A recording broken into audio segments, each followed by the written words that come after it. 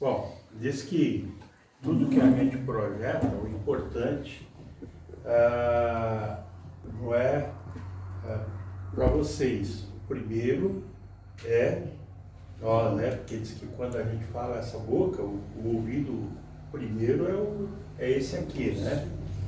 Então, quando eu preparei a palestra, a gente já fazer em outro, deixa eu usar aqui o microfone, né? Acho que nem precisava, porque aqui tem gente lá fora. Tem? Não está ouvindo, então vamos lá. É melhor, né? Tem gente escondidinho lá fora, eu não vi. Ótimo, obrigado, Giovanni.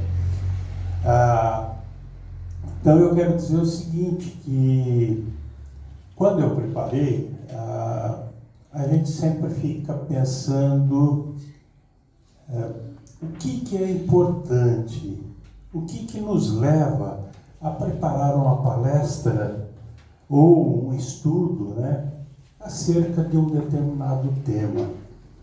Aí a gente fica olhando, quando eu estava pensando, eu analisei, bati de um lado, apareceu um nome, bati de outro, apareceu novamente, olhei de outro, apareceu novamente. Eu falei, peraí, uma vez é normal, 2 vezes, mas 3 vezes não é coincidência não, né? Então aí eu comecei a fazer pesquisas em cima desse tema e surgiu uma coisa importante, que é uma prática comum entre todos nós, não é? Não é comum isso? Eu acho que todos nós fazemos isso com tranquilidade. Todos nós somos seres virtuosos. Agora vamos ver o que quer dizer, né? Ser, que significa, né? Ser virtuoso, ou que significa virtude. Palavra utilizada para caracterizar a busca humana por uma vida mais equilibrada e alinhada com o que há de positivo. Ser virtuoso é sinônimo de ser alguém com uma boa essência, um indivíduo que realiza boas ações, motivadas por sua índole. Vamos além. A virtude, esse de cima estava na Wikipédia. A de baixo, Allan Kardec, que está lá no Evangelho segundo o Espiritismo, no capítulo 17, no item 8. Ó. A virtude é o conjunto de todas as qualidades essenciais que constituem o homem de bem. Ser bom, caritativo, laborioso, sóbrio, modesto, são qualidades do homem virtuoso. E hoje, coincidentemente, eu estava verificando, estudando um pouco, estava vendo abnegação, complementando, porque eu não tinha visto o significado de abnegação. Aí, abnegação, virtude. Poxa, a abnegação é uma das grandes virtudes, porque a gente começa a analisar o seguinte: um ser que é abnegado, que renuncia a ter uma família, que renuncia a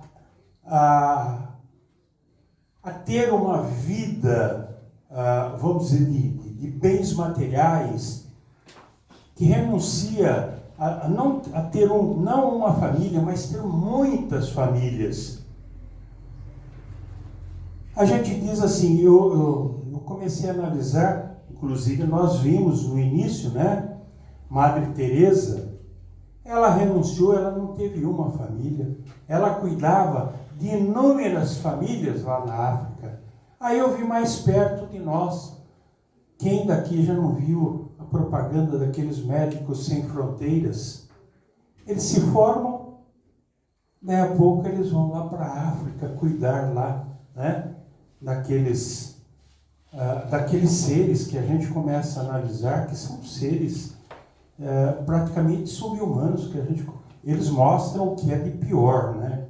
Lógico que também não é só aquilo, eles mostram aquilo para sensibilizar a gente na busca de recursos, de outras coisas, mas são pessoas que se abnegam, dão o seu quinhão, renunciam a alguma coisa da sua vida para ir lá cuidar.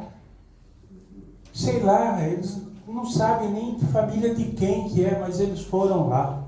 Renunciam à sua família aqui, que muitas das vezes são famílias de posses. Eles renunciam a tudo isso para estar lá. Veja, Chico Xavier, né? Nossa, ele passou a vida inteira, embora tenha a sua missão, mas ele renunciou em função de uma causa. Então, quantos de nós, né, fazemos, vamos dizer assim, um grãozinho de areia, um grãozinho, né? Não é o de mostarda que diz que é menos ainda, né? É um grãozinho de areia em função disso. Então é isso que nós vamos estar estudando para a gente ver o que é, na realidade, uma pessoa, o que leva uma pessoa a ser virtuosa, o que podemos tirar de proveito, o que podemos fazer para ser uma pessoa virtuosa. Olha lá. A vontade é gerência esclarecida e vigilante, governando todos os setores da ação mental. A divina providência concedeu-a por auréola luminosa à razão, depois da laboriosa e multimilenária viagem do ser pelas províncias obscuras do instinto. Está lá no livro Pensamento e Vida, capítulo 2, né? Palavra de Francisco Cândido Xavier. Então, fala, primeiramente, vontade, começa ali, vontade, né? Vamos à frente. São Tomás de Aquino, interpelado por certa senhora da alta sociedade sobre o que se fazia preciso para ganhar o céu, e ele respondeu: querer. Lá no outro dizia vontade, né? Aqui, querer. Querer é o quê? Vontade. Uma vontade frouxa, deseducada, é a causa dos fracassos, dos desapontamentos, das quedas e das humilhações, porque passamos na trajetória da existência. Então, tudo depende da nossa vontade. Vamos à frente. Na questão 114, do Livro dos Espíritos. Os espíritos são bons ou maus por natureza, ou são eles mesmos que se melhoram? Está lá. Questão 114, do Livro dos Espíritos. São os próprios espíritos que se melhoram e, melhorando-se, passam de uma ordem inferior para uma ordem superior. Então, os espíritos ditaram para Kardec, nessa questão, quando Kardec perguntou, né? São os próprios espíritos que se melhoram, melhorando-se, passam de uma ordem inferior para uma ordem superior. E ele continua, então, ainda questionando, né? Na 117, ele pergunta: depende dos espíritos apressarem o seu progresso rumo à perfeição? E aí os espíritos benfeitores responderam: certamente, eles a alcançam mais ou menos rápido, conforme seu desejo e submissão à vontade de Deus. De quais recursos podemos lançar mão para melhor aproveitarmos as experiências vividas e desenvolver nossa virtude? Olha aí, vamos começar então, né? Primeiro, educação da nossa vontade. Mas como nós vamos fazer a educação da nossa vontade? De que jeito? Trabalhar nossa iluminação interior, aprofundando o estudo do Evangelho de Jesus à luz do conhecimento espírita. Aí encontraremos a resposta a esta questão. Porque muitas vezes a gente vê companheiros, são, como diz, tem algumas vezes o Claudinho fala, papa palestra. Só vai em palestra, mas não participa do estudo.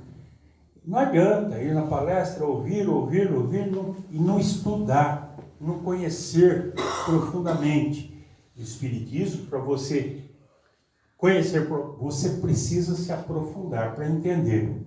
Porque não basta, como outras religiões falam, não, mas isso é assim, porque é assim, porque e nós já trazemos isso desde lá. Eu falo assim, eu falo por experiência própria que eu vim do catolicismo, tanto eu quanto minha esposa, né, a gente viemos da religião católica, né, e a gente ficava sempre, ela fala e eu ficava me questionando, mas espera aí, a gente fala que Deus é bom, é justo, é soberanamente justo, né? Mas espera aí, por que um nasce paralítico e o outro nasce lá, né? Uma saúde plena? Um nasce numa pobreza danada, o outro nasce numa opulência. Mas que Deus é esse então? Então ele não é bom, não é justo. Se você começar a raciocinar, ter um raciocínio lógico. Se você começar a pensar de forma racional, você fala, não, esse Deus não. E aí você começa a se questionar. Se você começar a se questionar, é que tem alguma coisa que não está certo. E aí o Espiritismo, então, vem fazer o quê? Vem desmistificar isso. Não, tem uma razão sim.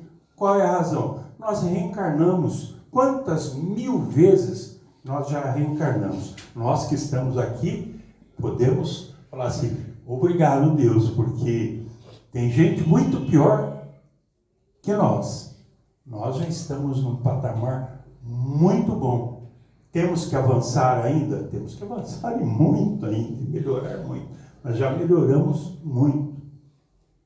Por quê? Porque já estamos adquirindo conhecimento. Se estamos numa casa espírita, já melhoramos bastante.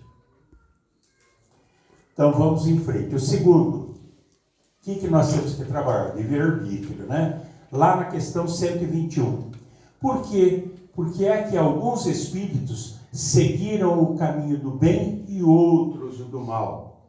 Kardec fica cutucando, né? Ele naquela época, ele queria, veja que ele era daquele que ficava com o pensamento, não acreditava, ele queria saber, então ele ia buscar, ele falou, dava a resposta, mas ele queria esmiuçar a resposta que era dada para ele. Então, por que alguns espíritos seguiram o caminho do bem e outros do mal? Aí então os espíritos responderam. Não têm eles o livre-arbítrio? Deus não criou espíritos maus. Criou-os simples e ignorantes, isto é, com igual aptidão para o bem e para o mal. Os que são maus, assim se tornaram por sua vontade. O caminho estava ali. Se você desviou do caminho, foi por sua vontade. Na 123, por que a Deus permitido que os espíritos pudessem seguir o caminho do mal? Ele continua questionando. E aí, então, vem a resposta. A sabedoria de Deus está na liberdade de escolher, que Ele deixa a cada um, pois assim cada um tem o seu mérito. Ele deixa a cada um. Se nós temos o livre-arbítrio, então temos que ir buscar. Se Ele ajudasse cada um, qual é o mérito que nós teríamos? Nós não teríamos mérito nenhum. Se Ele fizesse tudo por nós, não teria razão. Então Ele deixa porque Ele não tem pressa para a nossa evolução. Ele não tem pressa para que a gente possa evoluir. Ele deixa que a gente siga o nosso caminho. Se nós errarmos, Ele vai nos dar nova oportunidade para que a gente possa seguir em frente, ir aprendendo. Aqueles que entendem vão seguir mais rápido. Aqueles que não entendem vão um pouco mais devagar, mas vão chegar lá. Aí é um resumo, né, da 872. É uma questão, é uma resposta bem extensa, então foi feito um resumo. O livre-arbítrio existe para ele, o homem, como encarnado, na faculdade de ceder ou de resistir aos arrastamentos, a que todos temos voluntariamente submetido. Sem o livre-arbítrio, o homem não teria nem culpa por praticar o mal, nem mérito em praticar o bem. Se assim não fosse, não haveria para o homem responsabilidade, nem, por conseguinte, bem nem mal, crimes ou virtudes. Veja que aí então não teria benefício nenhum. Por isso que depende, né, de cada um. É o livre-arbítrio. Ele deixa para cada um fazer e seguir o seu caminho. Terceiro, autoconhecimento. Como que é o autoconhecimento? Na 919. Qual é o meio prático e mais eficaz que tem o homem de se melhorar nesta vida e de resistir ao arrastamento do mal? Qual o meio prático mais eficaz que tem o homem de se melhorar nesta vida e de resistir ao arrastamento do mal? Kardec continua querendo saber, explorando para esmiuçar a resposta com relação a isso. Aí vem, um sábio da antiguidade vos disse, conhece-te a ti mesmo. Lá atrás, Sócrates, Platão, Sócrates, que é esse, conhece-te a ti mesmo, né? Se você, depois, Santo Agostinho, né, já numa fase posterior, falou, quando você for colocar a cabeça no seu travesseiro, pense, como é que foi o meu dia? Se eu fiz alguma coisa a alguém que não foi boa, volte, refaça o caminho, peça perdão, depois, então, você vai lá agradecer a Deus, enfim. Mas primeiro, refaça o seu caminho, conheça você mesmo, porque se você fez alguma coisa, você não pediu perdão, você vai seguir com isso para frente, e isso vai estar te fazendo mal, e isto vai seguir, porque tudo aquilo que a gente pratica aqui, nós levamos para o outro lado, porque a vida nossa não é aqui é uma passagem, aqui é a oportunidade que nós estamos tendo de melhorarmos, aqui é a oportunidade de nós resgatarmos as nossas imperfeições de antes, que nós já fizemos isso várias vezes e que vamos fazer outras e outras vezes. Mas a verdadeira vida nossa é lá, do outro lado, no plano espiritual. Lá é que é a nossa verdadeira vida. Então, por isso que aqui a gente tem que aproveitar o máximo possível de fazer tudo aquilo que precisamos fazer, para que quando a gente voltar, falasse, bom, o meu dever eu cumpri quando eu estive, né, no corpo físico. O conhecimento de si mesmo é, portanto, a chave do progresso individual. Perquira a sua consciência, aquele que se sinta possuído do desejo sério de melhorar-se, a fim de extirpar de si os maus pendores. Certo? Está aí, é a resposta dos Espíritos para todos nós. Quarto, educação do intelecto. É nos educar. Na 780 do Livro dos Espíritos, o progresso moral acompanha sempre o progresso intelectual. Tá lá. É a sua consequência, mas nem sempre segue imediatamente. Na maioria das vezes, tem muitos que têm o conhecimento intelectual, mas o moral ainda fica um pouco atrasado, né? Tem muitos cientistas brilhantes que ainda não acreditam em Deus, que abominam muitas vezes, né, a criação divina, não acreditam em Jesus, mas vai ficar sem acreditar, vai deixar Deus não... O importante é o seguinte, ele pode até, tem ele pode não acreditar em Deus, ele pode não acreditar em Jesus, somente Deus, ele pode não acreditar, mas o importante é assim, Deus não deixa de acreditar nele, porque é filho dele, então Deus continua acreditando nele, e isso é que é importante, porque lá na frente ele vai entender o compromisso dele, que ele teve, que tudo que ele criou não foi só da cabeça dele, ele foi inspirado, né? A gente vê muitos cantores falar, mas eu na madrugada, olha, melhor oportunidade que eu tive de fazer as minhas letras foi de madrugada. Eu levanto, escrevo letras maravilhosas. Realmente, ele levanta, ele escreve. O que será isso? Não é inspiração? Então, na 780A, como o progresso intelectual pode levar ao progresso moral?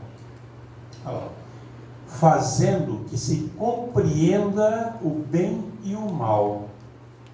O homem, então, pode escolher.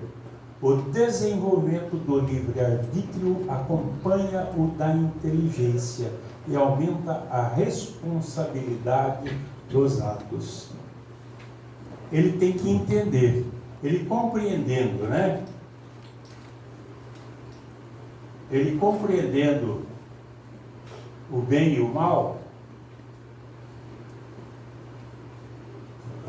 aí ele vai entender a responsabilidade que ele tem aqui, na Terra. A responsabilidade que ele tem neste plano, que é um plano em que ele tem que fazer, se ele tem um bom conhecimento, se ele é um cientista, ele tem que fazer tudo aquilo que é possível para auxiliar o próximo. E é isso que Deus espera dele. Por isso que tem que fazer. É o desenvolvimento, a caretinha do projeto. Então, tem que fazer entender a responsabilidade dos seus atos. Ele vai compreender a responsabilidade dos seus atos quando ele estiver, né, na sua realização. E aí, no livro Palavras de Vida Eterna, né, ditada pelo Espírito Emmanuel, lá no capítulo 121, palavra de Francisco Xavier, ela diz: aprender sempre, instruir-nos, abrilhantar o pensamento, burilar a palavra, analisar a verdade e procurá-la, são atitudes de que efetivamente não podemos prescindir se aspirarmos à obtenção do conhecimento elevado. Aqui, em algumas oportunidades que eu tive, eu disse o seguinte: quando a gente fala em aprender sempre, instruir-vos, abrilhantar o pensamento, burilar a palavra, analisar a verdade, procurá-la, e deixa eu ver se está o outro da frente. Está aqui, ó. É nesse aqui que eu queria. É um plano proposto para a melhoria da educação, que foi, lá não era Allan Kardec ainda, lá era Hipólito Leon Deguizar Rivaio, um plano proposto para a melhoria da educação pública, em 1828 que ele propôs. Olha lá, a educação é a arte de formar os homens, é a arte de neles fazer surgir os germes das virtudes e reprimir os atos do vício, de desenvolver sua inteligência e dar-lhes a instrução adequada às suas necessidades. Em uma palavra, o objetivo da educação consiste no desenvolvimento simultâneo das faculdades morais, físicas e intelectuais. Tem um estudo que fala o seguinte, aqui da responsabilidade dos pais. Veja, naquela época já se falava isso, a responsabilidade dos pais com a educação de seus filhos. 1828, a responsabilidade da educação. Olha lá, a educação é a arte de formar os homens, é a arte de neles fazer surgir os germes das virtudes e reprimir os do vício. Naquela época, veja, será que melhorou? Né? Será que melhorou? Está complicado, né? Mas aqueles que estiverem negligenciando, porque filhos são o quê?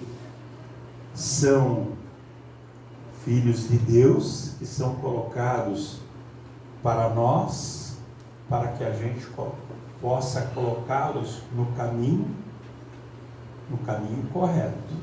Porque depois, quando a gente voltar, vai chegar lá, o que foi que você fez com aquele filho que eu coloquei sob a sua guarda?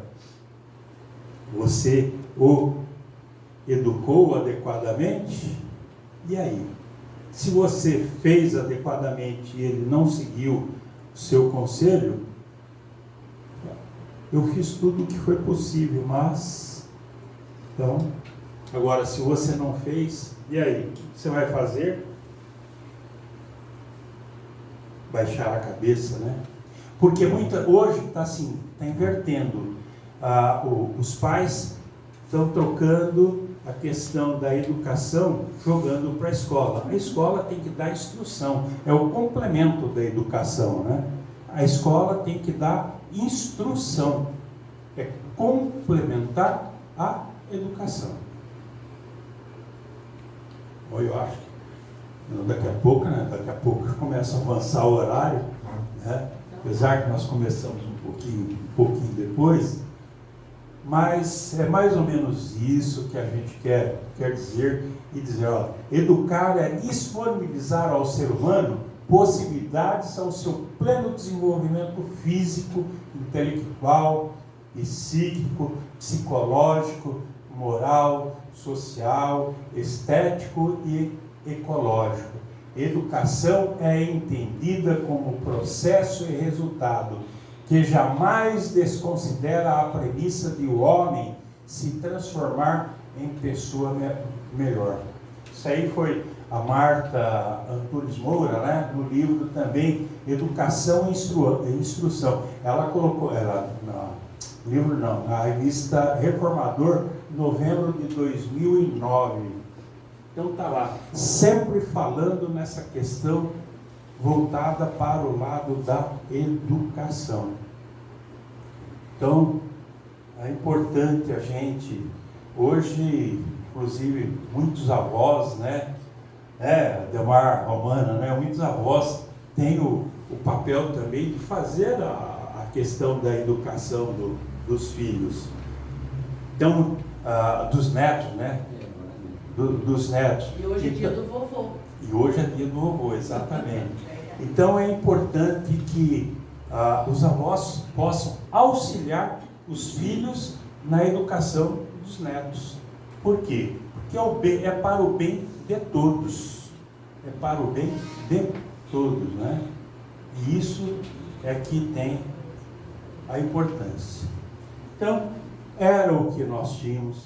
Eu espero que das nossas liçõezinhas possa ter dado um pouquinho de conhecimento.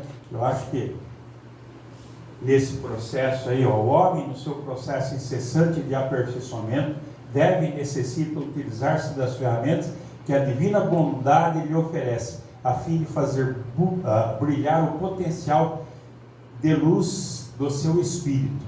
Uma fé inspiradora na ação construtiva do bem comum facultará a cada indivíduo a vitória sobre si mesmo na conquista definitiva das virtudes. Ok?